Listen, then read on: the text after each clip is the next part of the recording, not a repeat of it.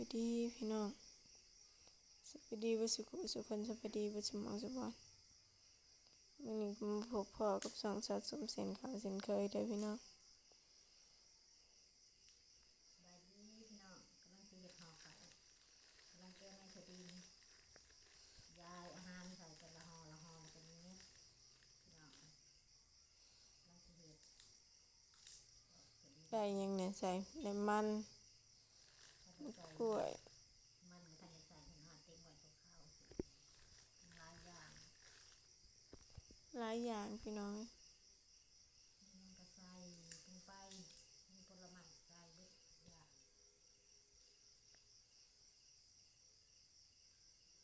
ลองกินหน่อยเถอะประจักษ์ดีดีเนี่ยพี่น้องเลย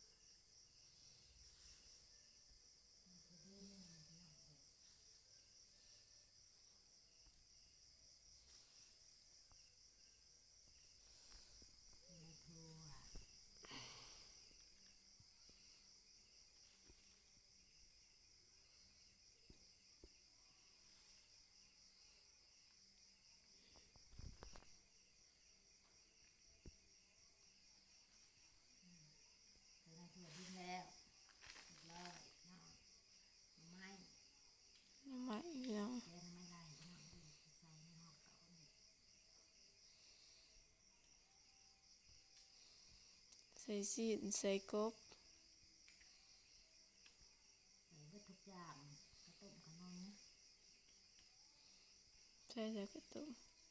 นี่กระต่ายอืมนี่อันนี้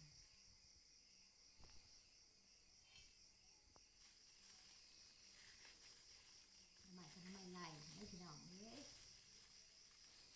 ไม่ไหลพี่น้อง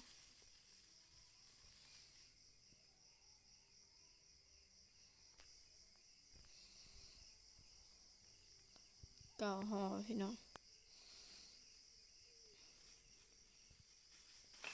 เดือนเก่าก็เก่าห่อเดือน10ก็10ห่อพี่น้องนี่ยังกระใส่กับไปอยู่ในนี่แหละนี่สิบอย่างใส่สิบอย่างพี่น้องใส่โคกกับเป็นเน็บห่อใส่กันเครื่องเหนียงเครื่องหมาเครื่องห่อเขา ลูกพี่ยายตอนตี3พี่น้อง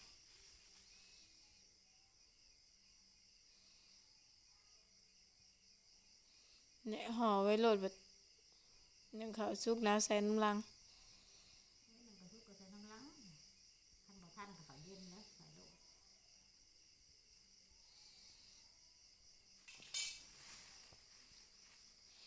ลินละห่อเลยก็ห่อเลยพี่สาวห่อพี่สาวท่านบอกว่าเนาะเฮ็ดเลยขนาดมันใส่ดูแล้วก็เห็ดเลยบดข่าวเล่าได้เสือลินนะใส่ด้วยกันแล้วคนละคนก็ท่านกับเขาห่อนไม่ใช่เขายิ่งใส่เขาอืมอันนี้ก็ลูกพวกลูกปีที่สองเหมือนลูกปีใใส่เขาห่อนอืม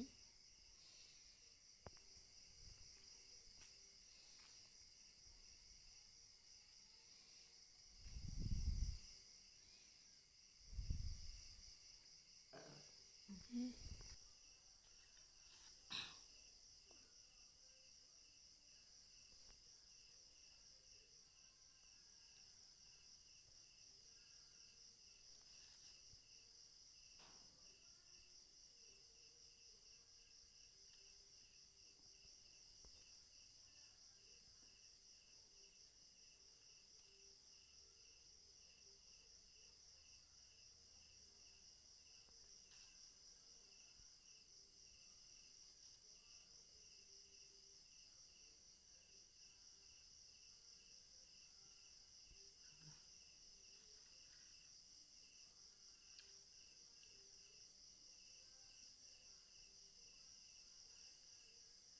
ใช่มาอึวันนี้คือสวยเปาะเปาะตัวกินมันประมาณนี้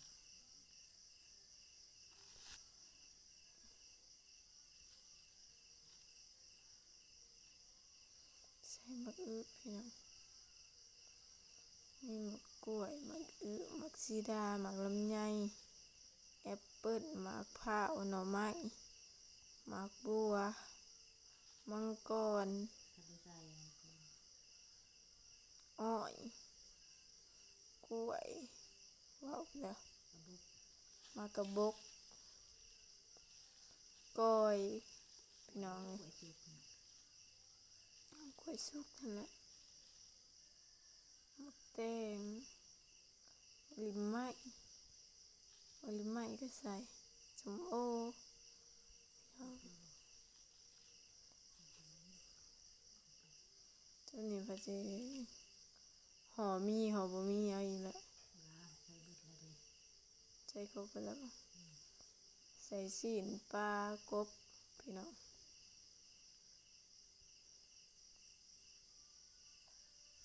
ในข้าวคุกพี่น้องเลย ข้าวกกข้าวกกก็คือก้อยนั่นแหละพี่น้องไม่ต้องก็สวงสันๆซะ จะมองที่แบบไม่กินแบบหมักละลายมันไม่ได้ใส่คุก ถั่วดิน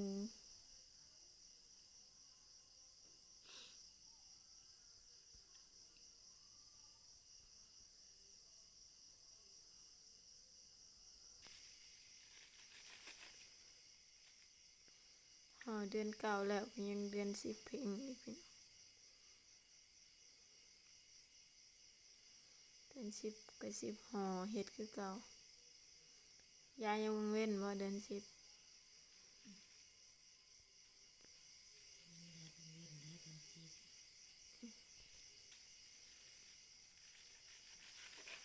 จะมาเว้นใหม่นี่พี่น้อง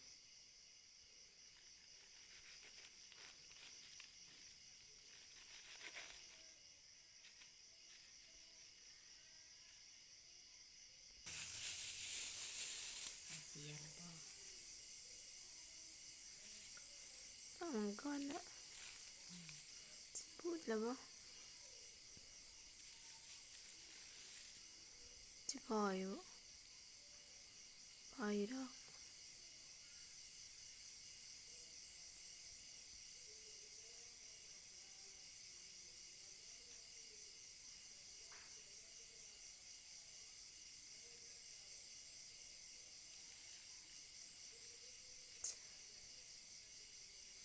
มังงอกมังเงาะบ่มีบ่เขาบ่ได้ใส่ไว้ จะส่งไปยังไม่มี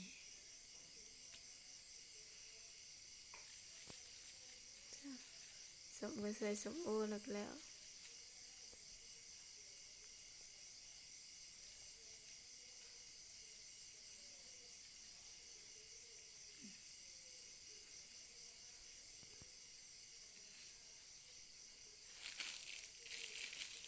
ใส่มักสมโอกันพี่น้อง เป็นตะใส่แล้วแบบนี้คือบ่เป็นตะใส่แต่นี่คือปูดเลยตักเนาะ แล้วเหมือนเขาเฮ็ดเนาะใส่ห่อเขาบ่เขาเอาใบตองสวงยาวๆจะบอกว่าเฮ็ดสั้น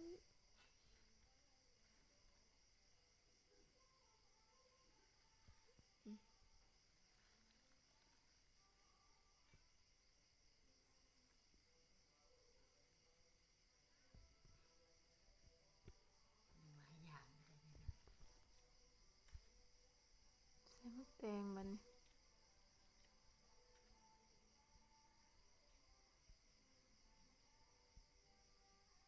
แล้วกาบอีกบ่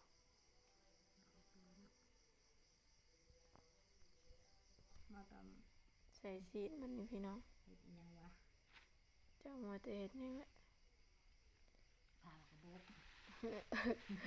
เมื่อได้ผ่ามากระบอกจนไฟไหม้ปิงซีนโอ้ยสิซอยใส่เคียงก็บ่ซอยใส่เคียงแล้วก็ เกียงเป็นดอกไม้แล้ว ซอยแล้วจะเอาลงมาก็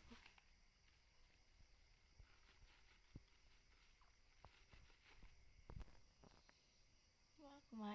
หมากกล้วยอ้อยหมากแอปเปิ้ลหมากซีดาหมากพร้าวหมากกระบอกหมากอันถั่วดินสมโอก้อยมัน สีดแล้วนั่นนะผู้ยายก็ลงอยู่พี่น้องเลย หัวมันลายเนาะลายหอยังซ้ำได้แบบนี้เนาะ ยังสามห่อข้าวสากหรือว่าข้าวประดับดินนั่นแหละพี่น้องตามฮีตของประเพณีบ้านเฮาพี่น้อง คันบ่ไปเห็ดคันบ่เห็ดผัดแม่เบี้ยตองกินคือเขาว่าทั้งแม่นบ่แม่นดอกเฮ็ดตามเขาว่าเฮ็ดตามเขาว่าเขาเว้าพี่น้องจังแม่นหรือบ่แม่นเนาะปิ้งกบพี่น้อง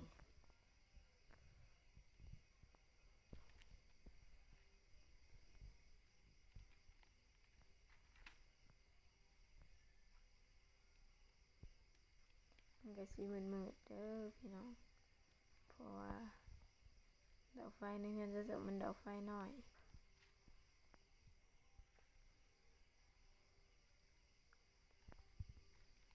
ใส่กบปะนี่สิครบแล้วแม่ มันก็ต้มขนม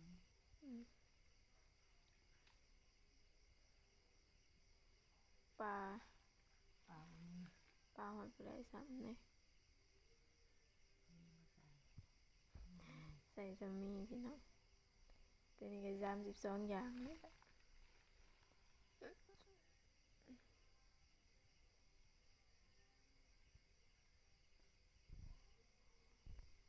เอาคามันใส่คือกันดอกใส่ไปกินกระดูก ใส่ขนมมุกปะนี่พี่น้องบีใส่ปะแม่ใส่ขนมมุกพี่น้องโอ้โหย ขวดเหนียว มันเหนียวเด้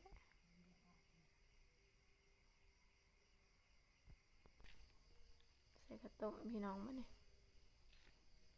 ใส่ขนมมุกแล้วก็ใส่ข้าวต้มเบิดแล้วบอกมันนี่แม่เบิดแล้ว เฮ็ดแล้วบัดนี้คันบ่ใส่อันกระดูกใส่ขนมจีนถ้าจะเข้าบัดนี้ ถ้าได้เขา1 ตอนตี 2เลยพี่น้อง ถ้าตื่นทัน ตั้งปลุกไว้ตื่นทันอยู่แล้ว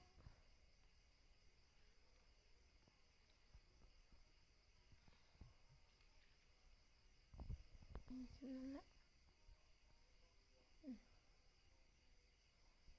ใช่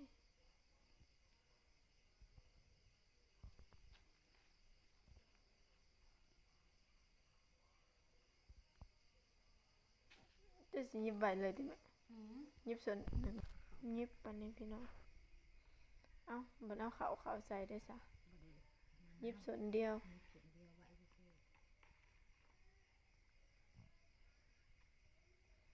หยิบไว้ก่อนพี่น้องมีใบสุดหนึ่ง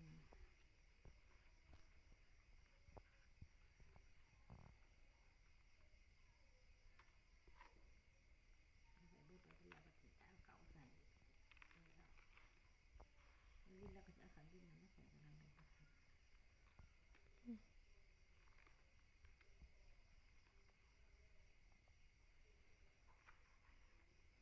แล้วก็หยิบใส่กับอันนั้นนี่ก็ซ้ำนะหอมเอียงหอมมากพี่น้อง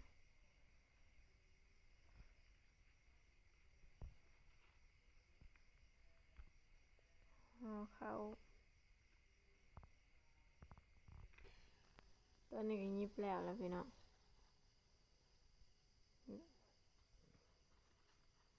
สะสมกับสีได้อำลาพาจากแล้วเด้อพี่น้องเข้ามาเบิ่งอย่าลืมกดไลค์กดแชร์สะสมในเด้อพี่น้องเป็นแรงเชียร์แรงใจให้สะสมบ้านนานี่เด้อพี่น้อง